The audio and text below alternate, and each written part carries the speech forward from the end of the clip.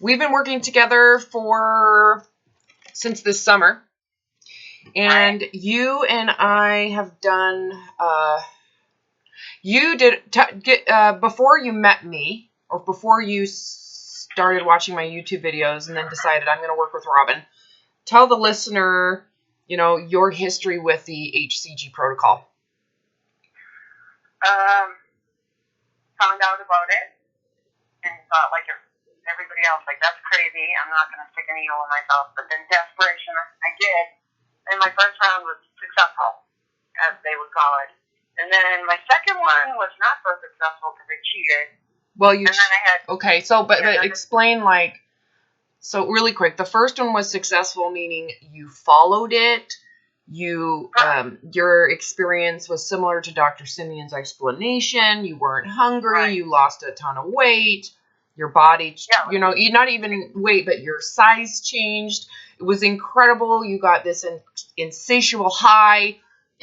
Then you finished it. You did every step properly. Did you maintain well? I did for probably 6 or 7 months. Yep, and then you decided, I'm going to do another round, right? Exactly. Okay, and then you get all high on the idea that, I'm going to get to that level of hot. Exactly. I'm going to have power. I'm going to be, so amazing, right? Right. And you're not taking into account the emotional difference between that first round of, oh my God, is it going to work? I need to do it correctly. We want to make sure, because this is hormones and I'm injecting and there's all that pressure around just do it properly, get through it. Now you're like, I know it works. It's amazing. The HCG protocol is like my secret weapon. And I'm not telling anybody. That's what I did. It's my secret weapon. And I got this. Yeah, and everybody thinks I worked my ass off, and they're giving me the illusion that I got something special and I must have that great willpower, when really, at reality, it's the ease of the protocol, which is really freaking easy. It is. So anyways. Yeah, so needless to say, that didn't go so well, because, I thought I had it, but I didn't. Well, you negotiate. I shouldn't, Once you're like, this is so easy, and I know I can lose the weight, what happens is you start to be able to say, well, I can cheat, and I know it works, and it'll recover itself. And so now you start to cheat and negotiate with food. All of a sudden, the protocol, even with little bites and little waivers, you're like, wow, this really isn't working. I haven't lost any weight in a week. I only ate off protocol twice. What the heck? It doesn't work, this piece of crappy system, and then you start to overeat and binge. A lot of people do. And then they say, screw it. I did it to myself. Yeah, I was like, it's not working. I'll just finish this, and I'll do another one later. That was like, I was like, I wasn't in it this time. I'll do it next time. But yes, and I'm in several rounds, you never got it done. I was like, oh my goodness. Yeah, and so. And I realized I screwed up my system. Everything was crazy. Yeah, you probably. I was like, I'm calling that Robin. That bitchy woman that's so, truthful. Yeah, well, and then your weight becomes so crazy, and then you're feeling ashamed because you are now regaining weight and feeling the pressure to restrict your food, which is increasing the pressure to want to overconsume, and these feelings of failure when you do eat off of your diet, right? You're like, I'm just going to do sugar-free. I'm going to do paleo. I'm going to try this, intermittent fasting. And you find yourself going through this emotional rabbit hole where your issues with food are just expansively accelerating, increasing the pressure, which increases the pressure to restrict, which increases the pressure to binge, and it just gets huge, right? And that's when you contacted me. Yeah, I was going to say, the thing that probably made me finally go out calling her was, the craziness of me. I got to lose weight with Robin. I was like, I'm crazy. I'm seeing her help the crazy people. I've got to call her. Yeah. It was like, I can't do this anymore. I can't be crazy like this. That's awesome. Yeah, I do help the crazy. I'm the crazy leader of the crazy. I'm insane, and other people are, and I need to stop. Yeah, well, it becomes miserable. It becomes very bizarre and miserable in a very fast way. It's like that rabbit hole, right? And I know the protocol can actually make that happen. You're more emotionally and psychologically sensitive to the batshit crazy because of the protocol, because of how intensely restrictive it is and how intensely physical it is in terms of the results, but also the ramifications. So people who really never really lost weight before, all of a sudden start getting smaller and they start to get high. It's like the only thing that works for them to reach the thin pedestal. Yeah. And so that pedestal is within grasp. So they become obsessive compulsive. I see that all the time on the protocol. Yeah. Even with people who've been doing it for years. Like, I've been doing the HCG protocol now for 8 years, and they just can't let it go. It's the only thing that works for my overconsumption problems, you know, my need to restrict food and my ultimate, denial about the fact that I negotiate for more food because I think I can restrict. I mean, it's just like, oh my God, the ego involved. So here we are. You and I actually have been working together for months, and you and I did a round of the protocol together after we had done quite a bit of work around body image, letting it go, and you found immediate relief from the binge eating, which you were doing. You found immediate relief from the pressure to lose weight, and all it took was this forgiving of the body, right? That's an easy way to describe. You just forgave the body fat. You forgave being fat. You forgave that thin idol or that thin image in your head that you felt like you had to get back to. You got rid of all sorts of shit. You let go of the baggage and walked away and said, if I'm fat, I'd rather have this than that crazy train, right? Exactly, yeah. Then to have to go through that rabbit hole again. I feel like I won the lottery. I got out. So then I was like, well, if you really got out, then you should be able to lose weight and not get all high on yourself. Be like, I am more like myself now that I'm thinner. You shouldn't have that if you actually have recovered. That's the ego. That's the sign of pretentiousness. That's the sign of thin supremacy, right? I'm thinner and my life is better. You know, that we have to see if that exists. And you kicked ass. You did it, and you had moments of fear when you transitioned into the second phase. You had moments of like, oh my God, my mother-in-law's like congratulating me, and they're all making fun of me because I refuse to diet after this, and they're saying you're going to get all fat and all that crap, right? And I was like, just accept that. Sure, they're saying, you know, how can you not, you know, it's about your health. And you're just like, yeah, they have no idea what health is about, right? Because what they're suggesting is anti-health emotionally, right? Right. So you went through it, and here we are. When did you finish that? It was like 3 months ago. Yeah, it was in the summer. Yeah, it was a long, yeah. I mean, we have waited quite a bit of time, and here it is. We're mid-January, and we're going to do it again. So between the last round and this round, you've been eating to hunger, eating whatever you want, no shame, no guilt. You've gone through the holidays. You've traveled and done all sorts of stuff. And overall, physically, how has your body been since your last round? So let's talk about the physicality here. You lost a bunch of weight. Right. And how did you do after the last round physically? What's going on with your body? I think it was healing, because before I told you my period was all over the place. And I didn't know if it was my age, menopause, or if it was... How old are you? 47. Okay. So anyways, so you did that round, and overall you feel what? I feel, well, obviously I'm thinner, and I feel healthier, and things don't ache, but I feel like my body's better. My period's been coming on time. I don't have like the hot, but I don't know if it's weight associated or like in my mind, but like I just feel better. In my mind I feel better because I don't think about food, I don't think about diet, or, New Year's, everybody's going weight. I'm like, fluffy around me. So you don't have the stress of the diet. You don't have the stress of needing to exercise. You don't have any stress. No, once I let go of the thing of like, I gotta diet, I gotta lose, it's just like it all... It's gone. So physically, do you feel like the protocol actually impacted your endocrine system in a positive way? Yes. And you didn't diet when it was over in fear that you were going to regain. That to me is why the HCG protocol worked. Okay, so when we go through this next round, the key is, can you, again, go through food restriction?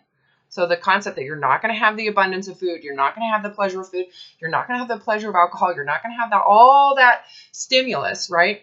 Right. So you are surrendering the freedom of the palate that we live in, the luxury of what eating to hunger has provided you. You're going to surrender that. You're going to follow that dry ass food again, right? No fat, but you can make it pleasurable. We focused on that on your last round. You're going to do that again. You're not going to worry. You're not going to create an expectation around, I hope I get to this size. I hope I oh my God, I might get down to that body that has so much power. It makes me better than you, right? That makes me feel like everybody's proud of me. You're not going to do that, because in the end, at the back end of the round, you're not going to diet. No. You're not going to diet. So if you're not going to diet, that means that you are now willing to regain some weight. Right. Right? Because you want to let the body heal itself. And so there's a few things you need to be able to do. Commit to the protocol without needing some body image reward. That is repeated in weight loss and weight loss. None of that has changed from my book, from Weight Loss Apocalypse. You're going to eat to hunger. Which means if you need more food, you're going to eat more food. So just like last time. You got it. There's the 2 plates Dr. Simeon's described. You don't have to eat the whole plate. What you don't eat, you can eat later. And if your hunger is bigger because of some reason, you didn't load properly, your period, your menstrual cycle kicks in, for whatever reason, you're not getting enough sleep and your body needs more food, stimulus, you're to eat a 3rd plate, right? So you have the lenience of anything in between 1 bite and 3 plates of food. That is protocol regulated, right? Okay, yeah. And we are going to go at least 3 weeks. You can go longer if you feel like it. So you're committing to eating to hunger, eating these foods within the restrictions, eating and doing it for 3 weeks. Right. And the lenient part of it is you can go longer if you feel physically good and you're emotionally doing well. And then you're going to commit to 3 weeks of the high fat, lower starches. You still, during that second phase, you still have the crackers. Okay. And it's very important you keep those there for your thyroid and your adrenals. Okay. Okay. Because they stimulate. It's a stimulant. So it actually allows those organs to have the flexibility of more stimulus. So they're not regulating lower, right? If you eliminate stimulating foods, such as the grissini stick and the Melba toast and whatnot, and the fruit, which some people do because they are backwards in their emotional thinking, they're actually making their organs less responsive, which makes them more sensitive, more they can't handle those foods. So it's important you keep those foods. So you're going to do all that regardless of the weight. Okay. And we're doing it again. How do you feel about it this time? How does it feel this time? It feels like I'm saying to you, like, if you told me today, if you said, I changed my mind, don't do it, I wouldn't be bummed out. I'd be like, all right. That's awesome. I don't care. I don't care. Why do you think? Okay. Well, I could sit here and say, well, this is why do you think that you are just like, whatever? What is the main reason why you just have no emotions about it? I don't know. Is it because I don't care about losing weight? Yes, because you're not attached to the image of the body. You're not attached to that. You don't need it. So whether it goes up and goes down. Yeah, I mean, for the same reason, you're not really attached to the fact that you haven't gained a bunch of weight back since your last round. You were fine with your previous weight, which was, 20, whatever the weight was prior. Yeah. We don't do a whole lot of monitoring, so we don't even really, I don't know. Do you know how much you lost on that last round? I don't. Oh, I don't remember. Exactly. We don't give a shit. I don't remember. So the pressure is different. And I was, and that is what has allowed this to become the true Dr. Simeon's protocol.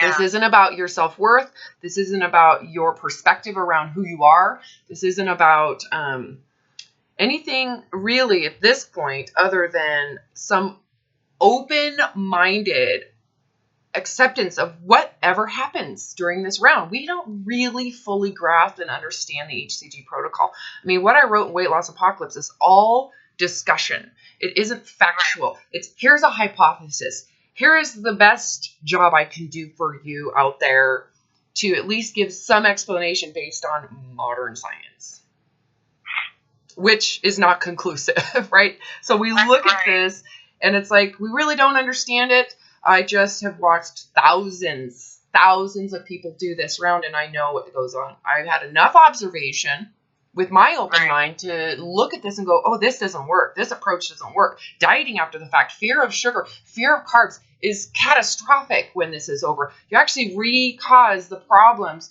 that inflame the brain that come from beliefs around, I have to be thin. Oh my God, I have to keep this. I'm embarrassed if I gain weight. That's an inflammatory feeling. Embarrassment inflames the brain. Shame is inflammatory. Fear is inflammatory. All of those things. You know, anything that also creates this sense of withdrawal. So if you gain and you get or you lose weight and you're getting high, the relative deprivation is inflammation. So if you're feeling bad about regaining or afraid of regaining, you're causing the inflammation that affected the endocrine system prior to, right? So that's a re-cause of the original issue or the metabolic disorder that Dr. Simeons talks about. So if we really want to see this as hormonal therapy and medical therapy, we cannot omit the belief systems about thin supremacy and body image that directly cause an endocrine compensation, the inflammation of those beliefs, which are far more inflammatory than the carbs that you're fear-mongering people by, you know? So a lot of these practitioners and doctors who recommend these ketogenic diets after the fact don't actually recognize that the fear of regaining, that they're supporting that, and that is far more harmful than someone who's eating crackers. Right. Well, you have your firsthand experience. I do. The difference, how it feels physically, how it feels when you eat, your sensitivity to gain feels different. I mean, there's a very different overall presence that you are experiencing with the body that you're in. Right. It's amazing. That So, feels good.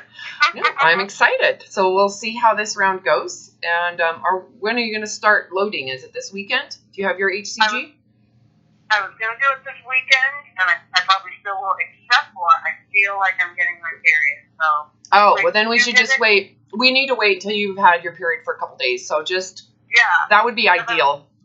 That's what I was saying. I'm like, when I get it, I'll wait for like 3 or 4 days. I don't know. I wouldn't wait even that long. I would probably have your period. The next day, take your HCG. You don't have to wait till it's totally done. Oh, okay. So, anyways, okay. Thanks for letting me share this.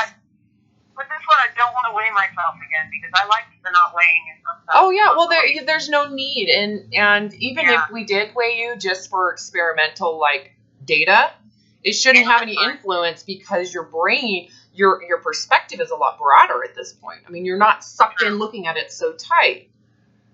You know, in the end, you're not going to go back to dieting or restricting, so you're accepting ahead of time the lenience around your body, weight, shape, size, that it's going to be, you're giving it the freedom of lenience and flexibility so that it can do what it needs to do. And all you're going to do is listen to your biological rhythms of hunger and sleep and energy, and you're just going to follow those guidelines that the body so clearly regulates.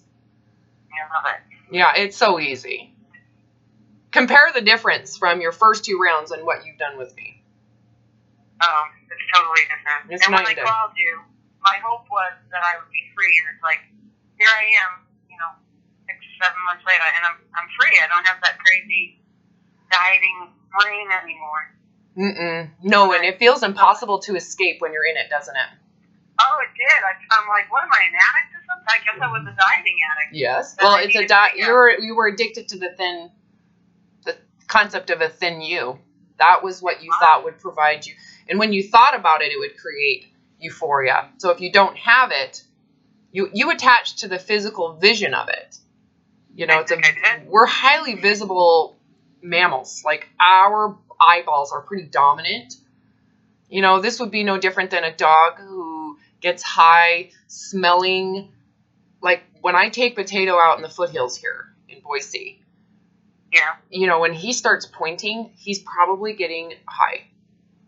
I would make that assumption. I could be wrong, but I would assume if you take a brain scan of a dog that is pointing, that they are getting like pleasure in the scent of what they're smelling.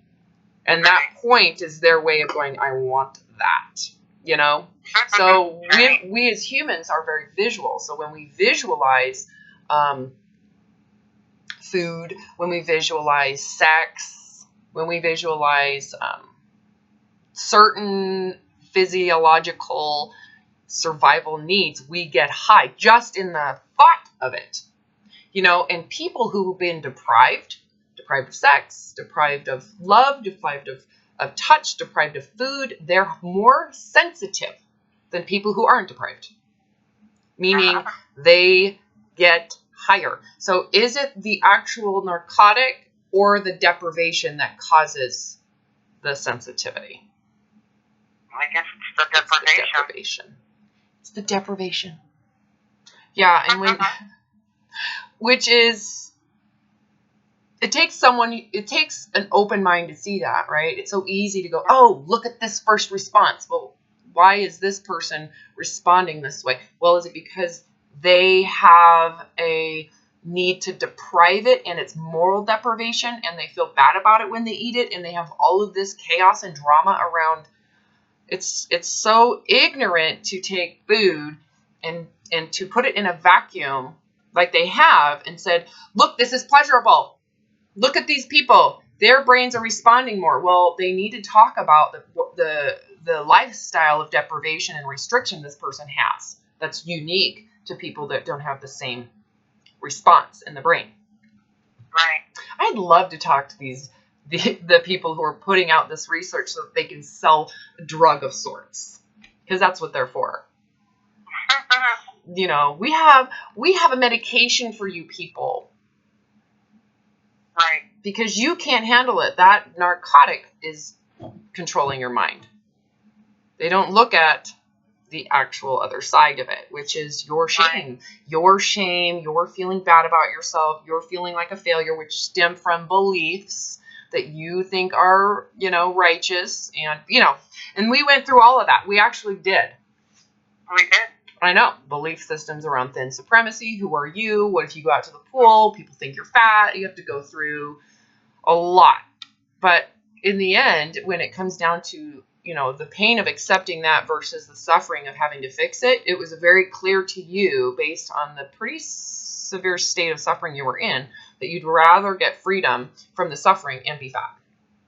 Exactly. So that's a sign of pretty bad suffering. You know, a lot of people waffle between the two. They're not suffering enough, so they're willing to continue to live in this way because they buy into the illusion that the fantasy is going to happen, that they're going to lose this weight and they're going to feel this way permanently, so they buy into that. So, you know, it's really a measure of how intensely someone buys into the fantasy, how realistic they think the fantasy is, how cognitively distorted they are, and what they're willing to do to keep it.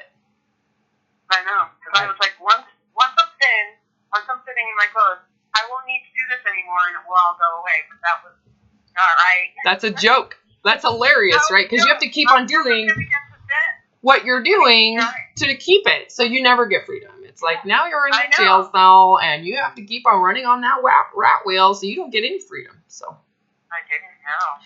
All right, my dear. Thanks for letting me share this.